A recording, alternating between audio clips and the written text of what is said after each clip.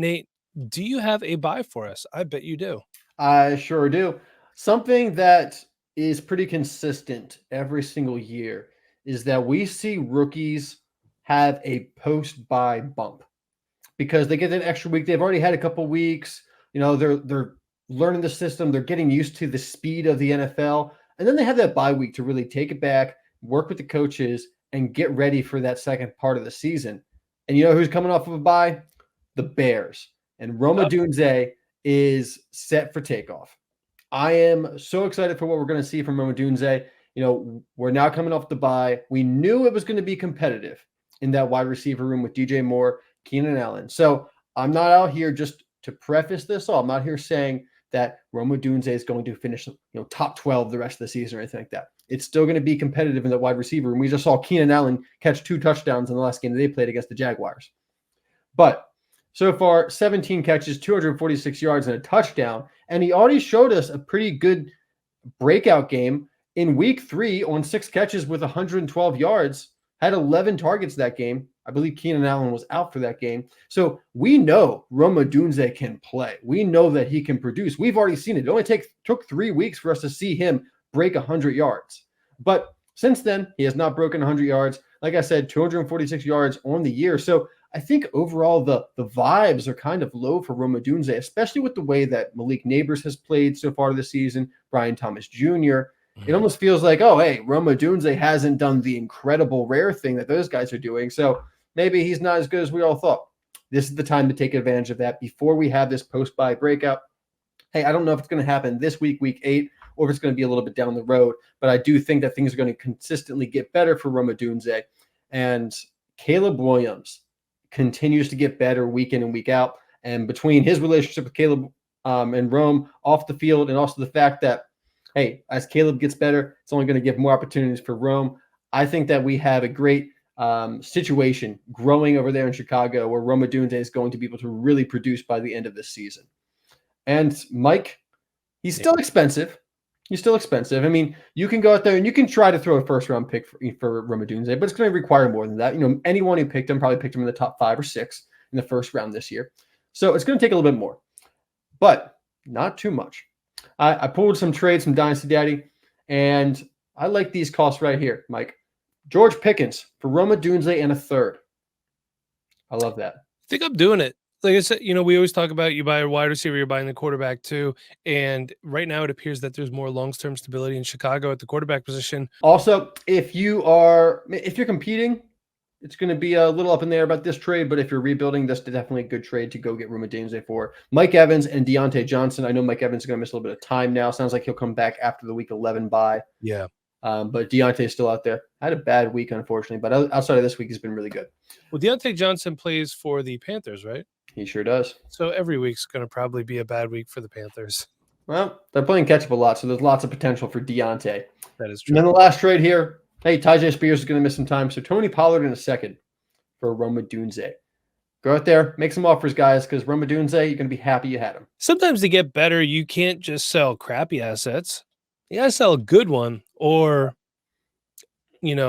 something disguised as a good one. So I'm going to go ahead and I'm going to sell Kansas City Chiefs quarterback Patrick Mahomes. Ladies and gentlemen, your quarterback 22 in the season. Patrick Mahomes is a quarterback 2 right now. There's a lot of injuries. You can upgrade. Last game, 16 out of 27, 154 yards, no touchdowns, 2 picks, 5 rushes, 39 yards, and a touchdown. So this is not the Patrick Mahomes that we signed up for. Him and Jordan Love, they lead the league in they lead the NFL in interceptions with 8. The next closest, Kirk Cousins, with 7. He also has the same amount of passing touchdowns as Daniel Jones, who threw for less than 100 yards last week. Can I use Patrick Mahomes, that is not Daniel Jones, to get someone who's playing a little bit better right now? So I'm going to give you some costs, and then I just have a little exercise I want to do. So here's one to move on for Patrick Mahomes.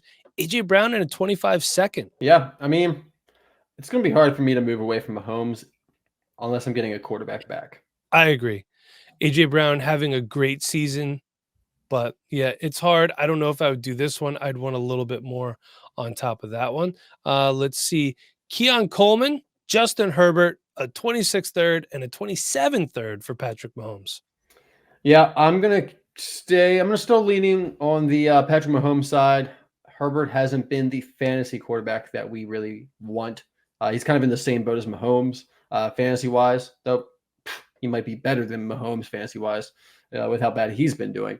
And then the rest doesn't really make too much of a difference for me, though I know Keon Coleman has been performing a little bit better here recently. A little bit better, but if it was a better wide receiver, I would be more inclined to take it. If it was a Terry McLaurin, something like that, or even a George Pickens, as you talked about before, I'd be more inclined to take that. And last one, quarterback 5 on the season, Joe Burrow, and a 25 fourth for Patrick Mahomes. Yeah, this one seems more fair. Joe Burrow, he's going to be a great fantasy quarterback. He always is. He's definitely going to be someone that's always going to be throwing the ball pretty heavily. And he's got Jamar Chase. And I don't know if they're going to sign T. Higgins. I doubt it this offseason, but they're going to find money for Jamar Chase. They'll keep him. For sure. I think Joe Burrow, when you're trading a guy like Patrick Mahomes away, the quarterback you're receiving needs to have staying power because that is baked into Patrick Mahomes's value is the staying power. You know that if you have Mahomes, even if he sucks, you're going to have him for a decade more. So if I'm getting rid of Mahomes, I need a quarterback that I feel really good about having for many years down the road, like Joe Burrow. So, Nate, would you move on from Patrick to Mahomes to get the current number 1 quarterback on the season, which is? Absolutely, I would. Lamar Jackson. How do we get there? Because right now I think with the way Lamar Jackson is playing, we have to add. Oh, absolutely. Patrick Mahomes. Absolutely do. So how do we get from Mahomes to Lamar Jackson? It's a good question. I don't know. I mean, maybe a second does it, but I don't know if I'd want to pay a first or not. That might seem a little rich just when you're moving at the top of the quarterback ranks. A second, I would be fine moving a second to go get Lamar. I don't know if you're going to be able to make that happen, though. I think you might need the first, or you might need a player valued somewhere around like a late first, early second. Let's do this one. How do we get from quarterback 22, Patrick Mahomes, to quarterback 4, Josh Allen, with 139.2 fantasy points on the season? Now, I think you can get that done with a second round pick. Okay.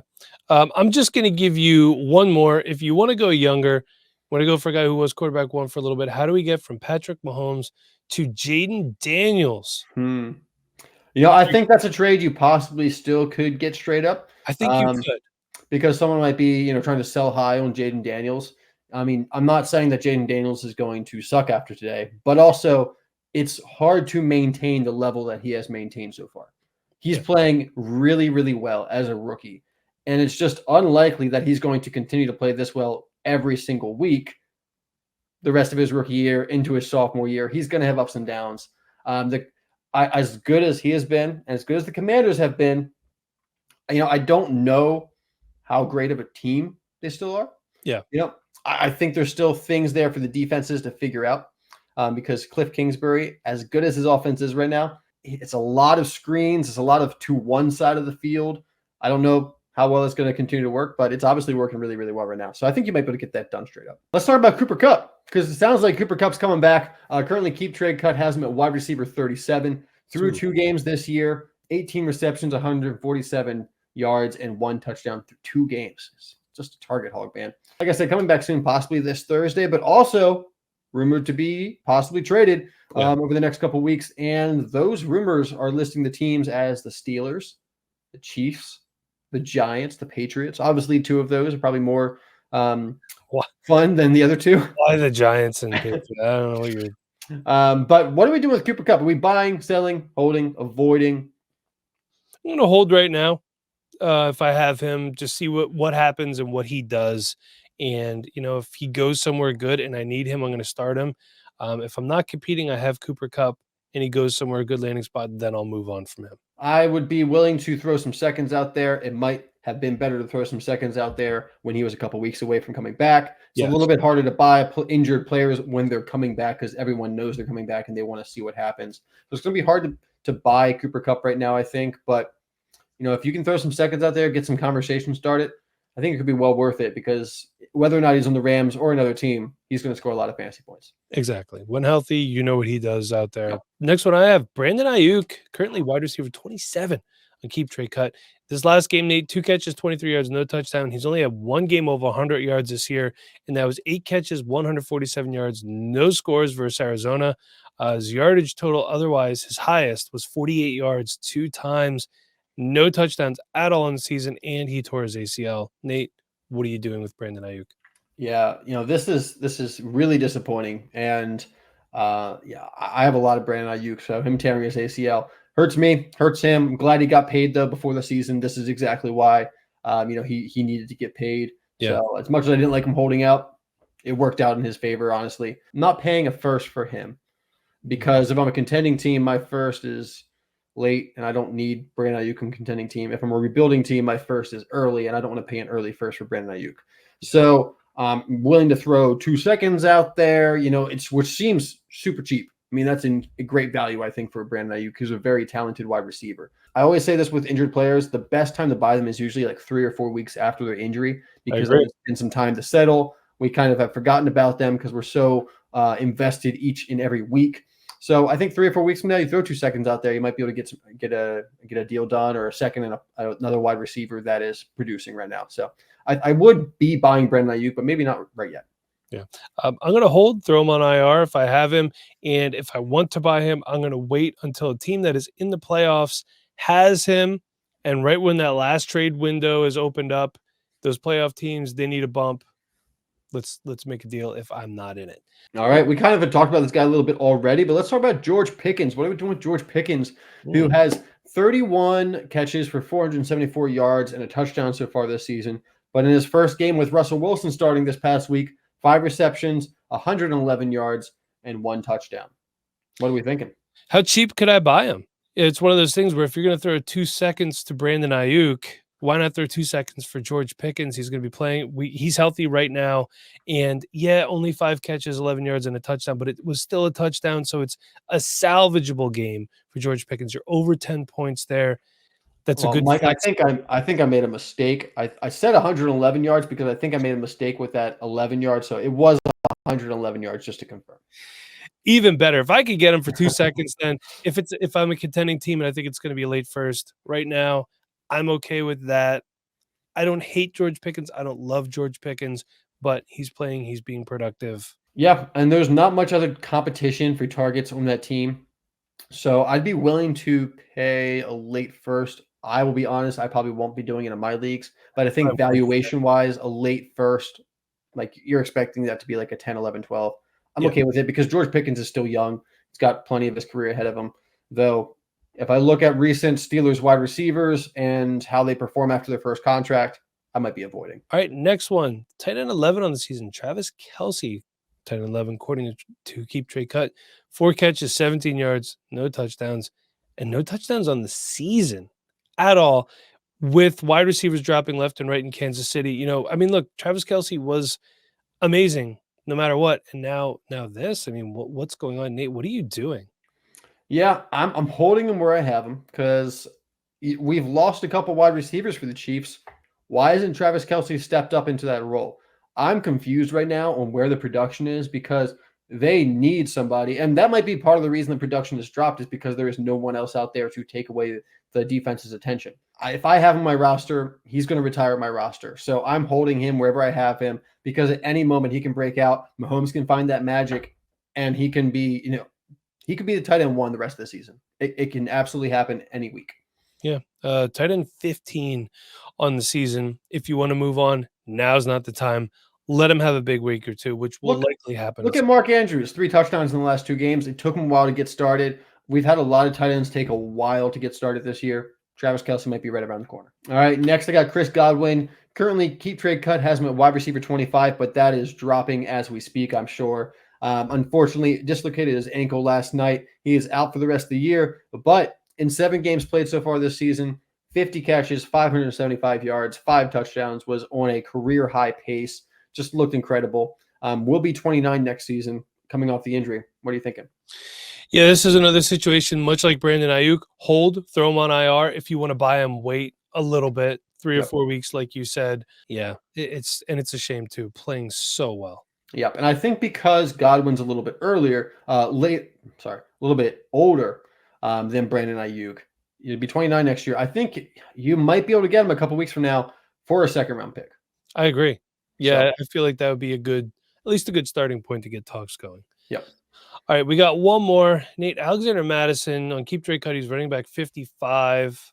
Last week against the Rams, 23 carries, 92 yards, 3 receptions, 31 yards, no touchdowns across the board. Hey, for reference, we thought Zamir White was going to do something. He didn't. 3 catches, 13 yards, 1 catch, 14 yards. Again, no touchdowns. Nate, Alexander Madison, fool's gold. What are you doing? I'm selling. I don't want anybody on the Raiders offense, to be honest, except for Brock Bowers. Brock Bowers is the only person from that offense I want. I've always loved Jacoby Myers, but he hasn't even looked that great. Yeah. He has been injured, so we'll see when he comes back with Davante Adams being gone if he can take over that role. But Jacoby Myers has always been a really good wide receiver too. So I don't know how he's going to really operate in that wide receiver one position for an offense that's already really struggling. Yeah. I don't want anybody except for Bowers out there. Nate, you have a sell for us. I do. And I'm surprised he's still tight end 3, Sam Laporta. Yeah. Sam Laporta is still tight end 3 on keep trade cut, despite being the tight end 21 on the season so far. 14 receptions, 224 yards, 1 touchdown through 6 games. Has not been great for Sam Laporta. Has only seen more than 2 targets in 2 games so far this season. Like only 33% of his games so far has he seen more than 2 targets. It is rough out there. There's poverty targets for Sam Laporta after a rookie season where he saw 144. So this is totally different than what we saw last year. Last year, we also saw him catch 14 out of 22 contested targets. This year, he doesn't even have a single contested target. They're just not using him as part of this offense like they did last year. And you wonder, okay, well, does Jameson Williams break out? Does J-Mo's breakout negatively affect Sam Laporta? Because I've heard that been mentioned by a couple different people, but not really. If you look at Jameson Williams, over the past 4 games, he has a total of 10 targets.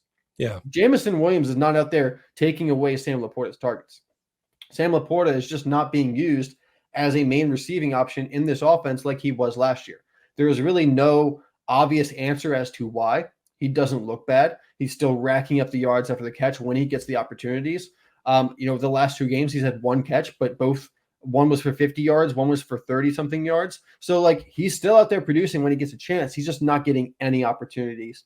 And with the tight end landscape, of course, if you have Sam Laporta and you want to hold on to him, you're more than welcome to. He's a great talent and plenty of career ahead of him. I'm sure he'll have many better years than he's having this year. But there's also a lot of guys below him in the rankings that are producing better this year, like Dalton Kincaid, TJ Hawkinson, Kyle Pitts has finally found a little bit of a stride. Mark Andrews is back. George Kittle has looked incredible this year. And a guy we're going to talk about in the next podcast, David Njoku, who has a large opportunity in front of him. So I think with the hey, you mentioned Cade Otton. Cade Otton's probably going to – he's outscored Sam Laporta so far this year, and it wouldn't surprise me if he does moving forward, especially with Mike Evans' injury and the Chris Godwin injury. So, whether or not you're holding on to Sam Laporta and grabbing another tight end to start for now, or you're moving on from Sam Laporta to downgrade, I think he's a sell right now while the value is still high. So some of those sells you can do. If you want to go get a tight end, Sam Laporta is your tight end 1. You don't really have a great backup behind him. Dalton Kincaid in a second for Sam Laporta, I'm happy to do. I think at the top there, I think, Dalton Kincaid, Sam Laporta in the same tier for me moving forward, because I know as good as Sam Laporta was last year, this year has not really given me any reason to put him high and above Dalton Kincaid. TJ Hawkinson in a first-round pick. TJ Hawkinson's coming back soon. I saw this on Dynasty Daddy, so someone made this trade. I don't know if you're going to make this happen, but I think it's definitely worth throwing out there, because if TJ Hawkinson comes back healthy soon, he's going to score lots of points. He always does. And then if we're looking to go across position, Mike, Brock Purdy or A.J. Brown, go get yourself an elite asset with Sam Laporta, someone who can really help you in your lineup right now. All right, so I do have a last buy for you. And, of course, I put this on the show sheet before Alvin Kamara signed a 2-year, $24.5 million extension, which keeps him under contract through 2026. But I'm still going to tell you, I don't care. Buy Kendre Miller if you're not competing, because we know the Saints love to run a 2 running back system. I think this is what they envisioned all along. Last game, not a ton. Got kind of beat up a little bit. 6 rushes, 36 yards. 2 receptions, 1 yard. I don't know how you do that. No touchdowns across the board. Hey, look, nothing great stat-wise, but finally he's healthy. Led the team in rushing yards, 36 to Spencer Rattler's 34.